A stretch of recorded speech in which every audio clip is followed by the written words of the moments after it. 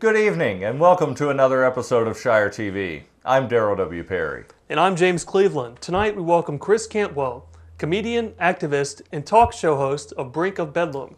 Chris, thanks for joining us. Good to be here, guys. Thanks for having me. In mid-November, the New Hampshire House Rules Committee voted 6-4 to recommend the removal of the Grievance Committee. On January 2nd, the full House voted 226 to 147 to eliminate this committee.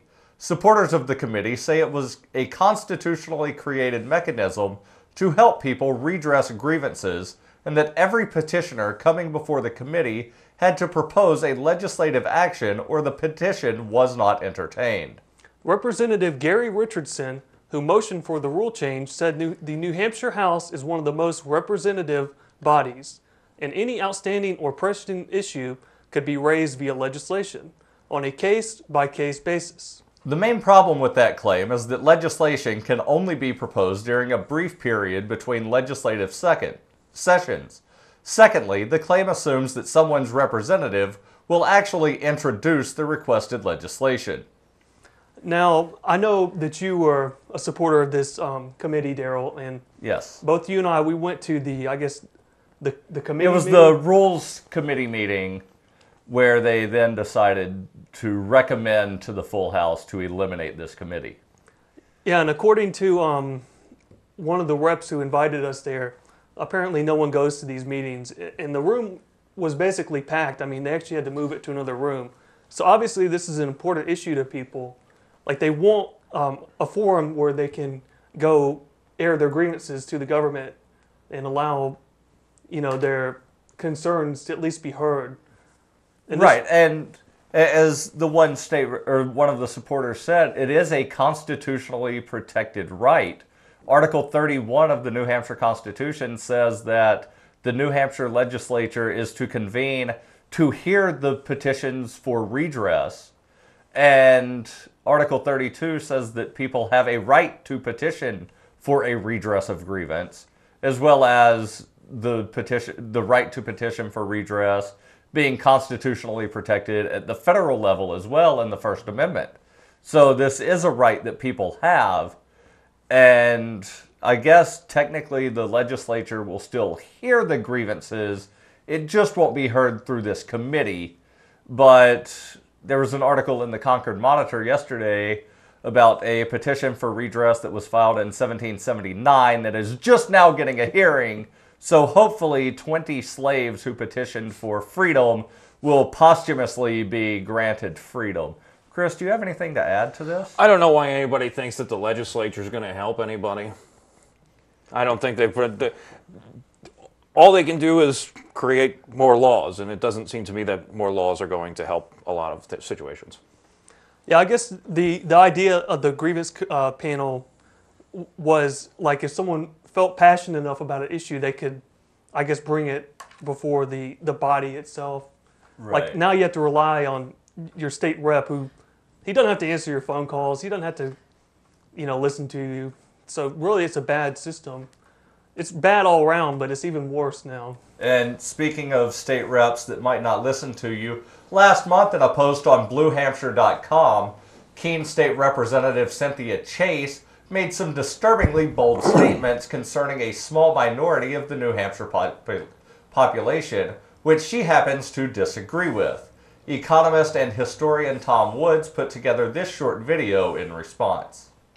Hey everybody, it's Tom Woods, December 28th, 2012. Well, I guess a lot of you probably already know about the Free State Project, freestateproject.org, which involves having a lot of Liberty people move to New Hampshire, so that with a critical mass of us there, the idea is, in the words of the Free State Project, we might be able to achieve liberty in our lifetime. Well, that's not how one state representative feels about the Free Staters. Cynthia Chase recently said that the Free Staters were the biggest threat that New Hampshire faced. And you just have to hear her statement, because in effect what she's saying is the way to keep these people out of our state, these people who are seeking freedom, is for New Hampshire to have less freedom, and then maybe they won't want to come. You think I'm making this up? Here's what she says. There is legally nothing we can do to prevent them from moving here to take over the state, which is their openly stated goal. In this country, you can move anywhere you choose, and they have that same right. What we can do is to make the environment here so unwelcoming that some will choose not to come, and some may actually leave. One way is to pass measures that will restrict the freedoms that they think they will find here. Cheshire County is a welcoming community, but not to those whose stated goal is to move in enough ideologues to steal our state and our way of life. All right, let me translate that into English. So, in effect, she's saying this. Unfortunately, in this country, you can move anywhere you want, and too bad, there's nothing we can do about that. That's kind of a shame. However, what we can do about people who come here to seek freedom is just to try to diminish the freedoms that we have here. And then that'll show them. What are we going to do about these people who favor nonviolence in interpersonal relations, which is what the Free Staters believe. They're libertarians. They believe in nonviolence in interpersonal relations. What are we going to do about this dangerous threat? And then she goes on to say that we have a way of life here. These people want to interfere in our way of life. Our way of life consists of sticking a gun in your ribs and taking your stuff and then redistributing that stuff to powerful constituencies, which in turn will vote for us and keep us in power and keep this system going. These are our sacred traditions. And anyone who opposes having a gun in his ribs or anybody else's ribs is some kind of ideologue we want to keep out. We in Cheshire County are very welcoming to all people who favor having a gun shoved in their ribs. All right, now I basically think we should support the Free State Project. I think it's a great idea. But now I'm doubly enthusiastic for it because now I feel like we have to do it just to drive this woman crazy. It's become an end in itself to me. Yeah, it's really shocking that Cynthia would make a statement like that. Basically, we should use the government against a group of people, so we should change the laws to take away freedoms just to prevent people from moving here. To me, that is absolutely outrageous. Well, and not only to take away freedoms, but to take away freedoms from a certain group of people. She doesn't say she wants to take freedom away from everyone. She wants to take away freedom that Free Staters believe that they will find. And in my opinion, that is a violation of the Equal Protection Clause of the 14th Amendment, as well as Article 10 of the New Hampshire State Constitution, which says that there's not to be two classes of men and that government is not to benefit any group or class of men. So that's why I put together a petition on change.org calling upon the state legislature to, at the very least, censure her and hopefully to actually impeach her for violating her oath of office. Yeah, and this would have been a perfect issue for that grievance panel we just mentioned that they've decided to do away with. Now, I guess a state rep has to take up the issue. Is that correct, Daryl? That is my understanding. Well, my understanding is the state legislature still has to read the petition for redress on the floor, and then a state rep can decide that they want to actually take action in some manner. But what I find really ironic about Cynthia Chase saying that certain people are not welcome to move here is she only moved here in 2006 herself. She's from Rhode Island. And the current governor is from Massachusetts. The former governor, Lynch, was from Massachusetts. The governor before him, who's now a U.S. Senator, Jeanne Shaheen, is not from New Hampshire. The only state rep from Keene who could actually claim to be from Keene moved here when he was 4 years old. So we have all of these people that are moving here and bringing big government with them, but telling the people that want small government, you're not welcome. So to me, that's the ultimate in hypocrisy. Liberals are like parasites, you know, they use up their host and then they move on to the next one, and that's just what I see here. I mean, BlueHampshire.com, I believe, is a really left-leaning blog, and this is what they do. They vote for higher taxes, they run away from them, and then they come here and then they decide to have the same exact thing that they ran away from. Yeah, that's a good point. I mean, there's, I want more freedom than even New Hampshire has. There's, I think it's the freest state of all 50, so that's why I moved here. The Mercatus Center consistently ranks New Hampshire as the freest state, but neighboring Vermont, that is known as basically a progressive haven, has some laws that are much better. It is perfectly legal to sell raw milk in Vermont, whereas I believe it's illegal in New Hampshire. Vermont does not require a concealed carry permit to conceal carry a weapon to defend yourself. Vermont also has much better ballot access laws, and they actually have a thriving third party, where here in New Hampshire it cost a party nearly $20,000 to get on the ballot, and then that ballot access is not retained unless the gubernatorial candidate gets 4%. So there are still a lot of freedoms to be gained here in New Hampshire. So yeah, hopefully we do gain all of these freedoms, and state reps like Cynthia Chase and the others that move here aren't able to bring their big government with them. Yeah, I think they're the ones that need to get chased out. Yeah, and if you liked what Tom Woods had to say, you can come check him out at Liberty Forum. It's on February 21st to the 24th. You can come meet some of us. We'll probably be there. I guess go to you, Daryl. The plunge off the fiscal cliff has been avoided. And by avoided, I mean delayed. The Wall Street Journal reports, in policy terms, it permanently codifies most of the tax rates that were set temporarily during the George Bush administration. After years of failed efforts, the bill permanently keeps the middle class from being hit by the alternative minimum tax, which was a 1960s edifice intended only for the wealthiest Americans. The plunge over the fiscal cliff has only been delayed by 2 months. The Wall Street Journal continues, in 2 months, the delayed $110 billion in spending cuts will again kick in. At the same time, the U.S. will face the need to increase its borrowing limit.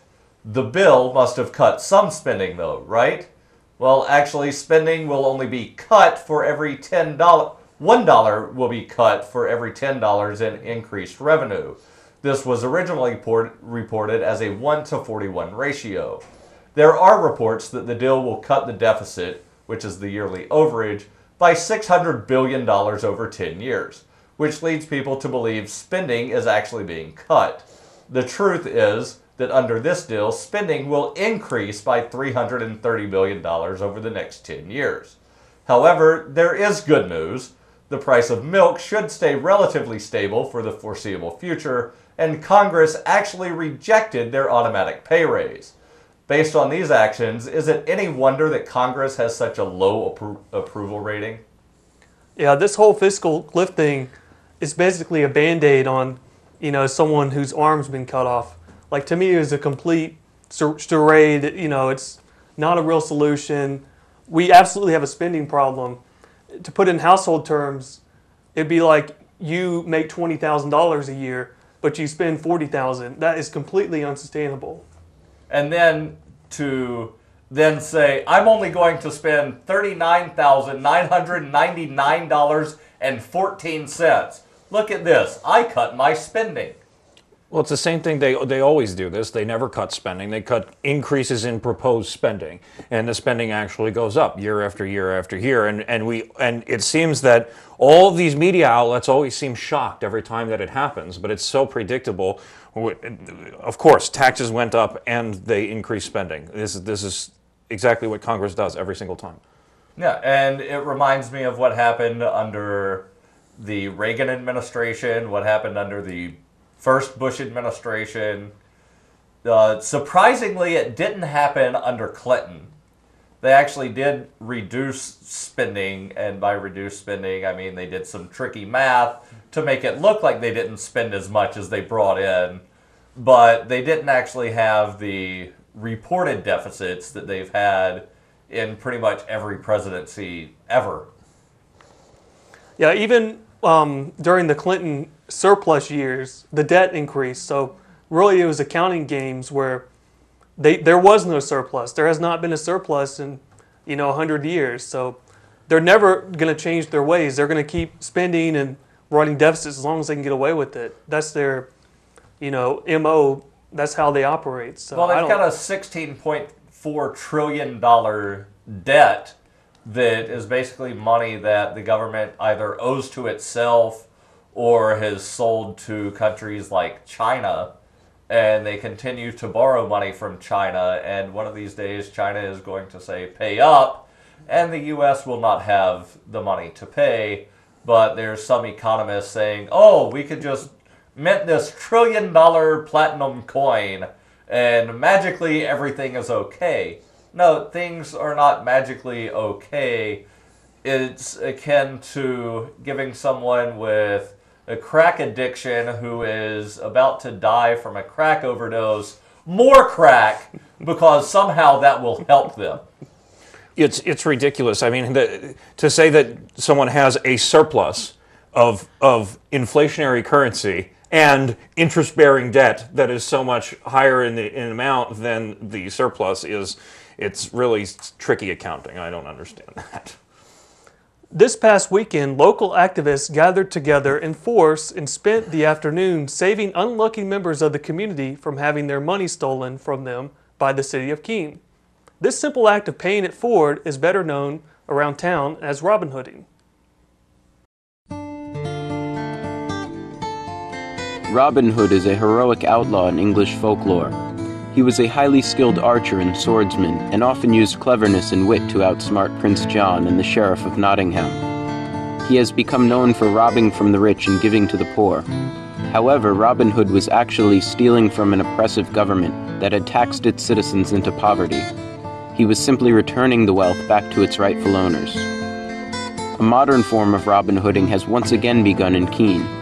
Liberty activists are attempting to save the townspeople of Keene from the oppressive parking tariff by paying the meters before parking enforcement officers can write a ticket on the expired meter.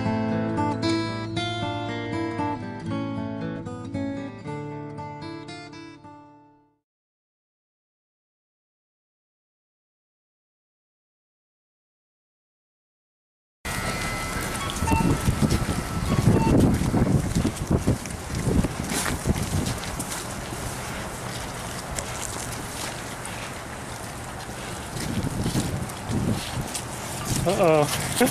You got it? Come on, you gotta be quick. Yeah.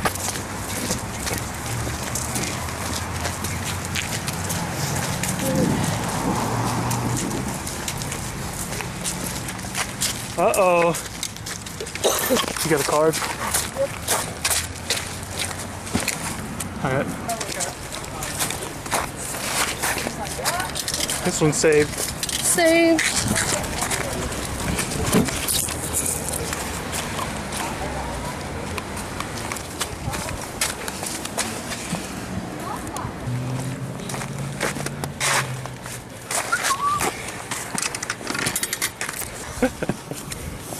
I think this one's expired. Say farewell. Go in the car. I'm going to go. You gonna write a ticket for this vehicle? Okay, this meter's expired. Meter's expired. As long as you have something intelligent to say, Yeah. I'm willing to listen. I have a problem with initiatory force. I think that violence is not a good way to solve problems. And what I see government as is a thing that just uses violence to accomplish all of its goals. You being the agent of the government, therefore puts your line of work in direct objection to my moral sensibilities. So I try to make your life sort of difficult in order to discourage your bad behavior. That's what I do. Okay. And that's an honest description of what it is that I'm doing, and I know that seems silly to you, right? But if someone doesn't pay the ticket that you write them, what happens? The fine goes up, and if the fine goes up a little bit more, and then over time, what happens is you steal their car, right? That you, by force, take their vehicle from them without their consent. And then they have to pay you to get the vehicle back. That is really the same thing as if I say any number of things is the reason that I, take your meter off of you or do some violent theft thing to you. I think that that's morally wrong, and that's why I'm out here doing this. That's awesome. Well, thanks for talking to us. I'm glad that you actually have something intelligent to say. Yeah, go feed those meters. Oh, thank you, sir. Thank you. See, it's not just Ian's minions. The Appreciate general it. public doesn't like what we're doing and wants us to. Have a great day. You too, thank you. Oh, here's one. I'm sorry for every day that we disappoint. We should be there more frequently. See, 6 minutes. It's a save. Up, save. You got it for me? Yep. Thank you. We'll put a nickel in here.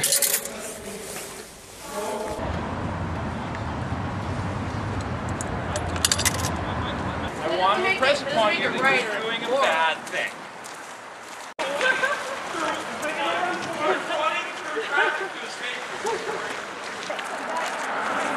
Oh, there we go. Nah, he just knows the town better than me. I was like, hey, why are you going that way? Oh my God! Evasive maneuvers. Nah, he just knows the town better than me. Why are you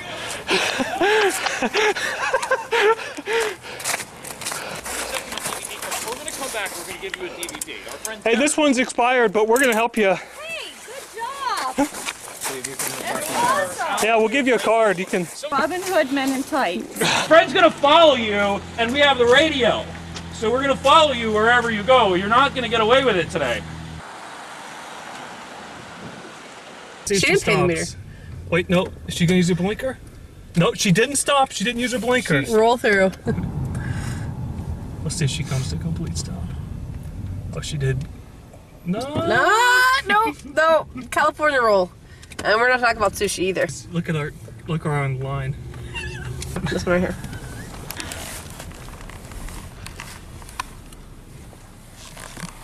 She's on the telephone. She's like, yep, they're in the parking lot.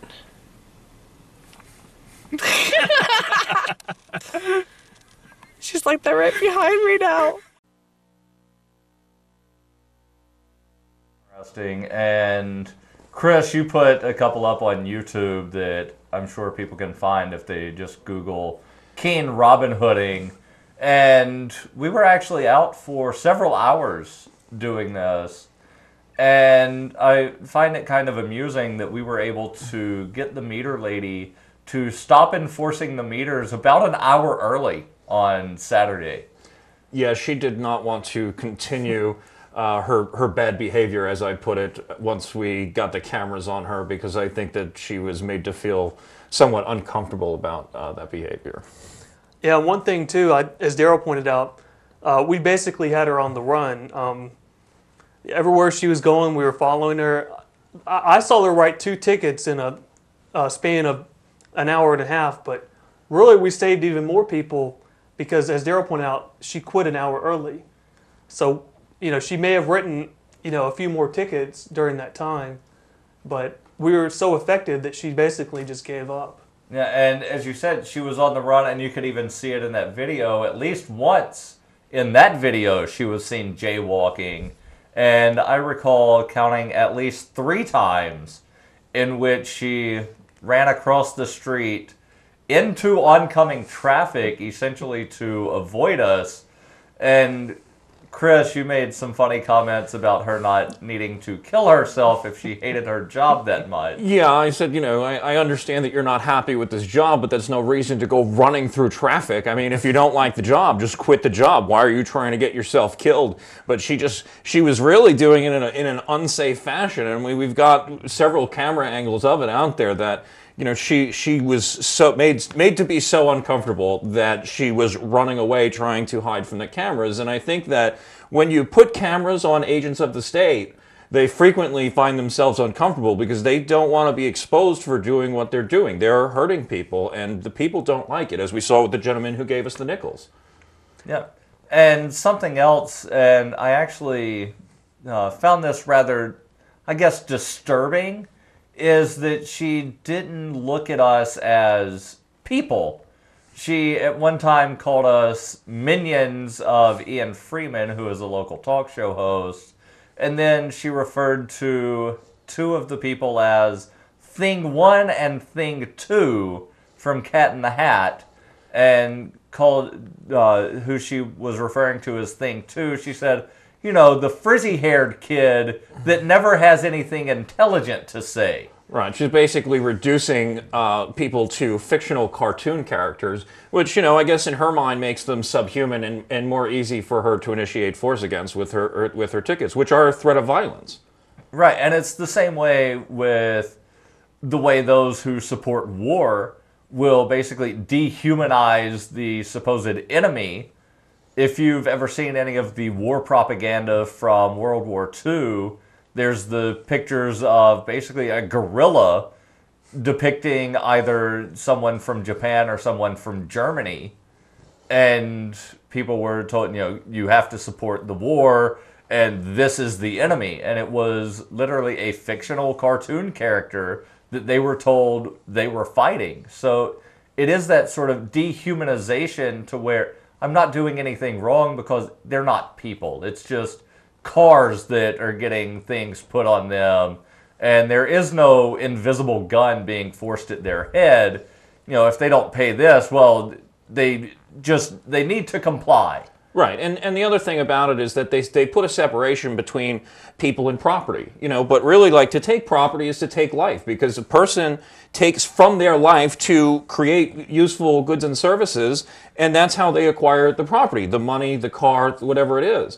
And they think that they're taking away property. What they're doing is they're taking away people's lives. And for me, I get really offended by that. And that's why I enjoy going out and making these people feel ashamed of their actions, because they should feel ashamed of it. And there were numerous times when she basically said, I'm just doing my job. If you have a problem with what I do, you should go to someone higher than me. Essentially saying, I'm just following orders. And that's the exact same thing that the Germans who were working the death camps in Germany said. And during the Nuremberg Principles, it was decided or ruled that I'm just following orders is not a valid excuse for being a petty tyrant. Well, of course, no raindrop thinks it's to blame for the flood.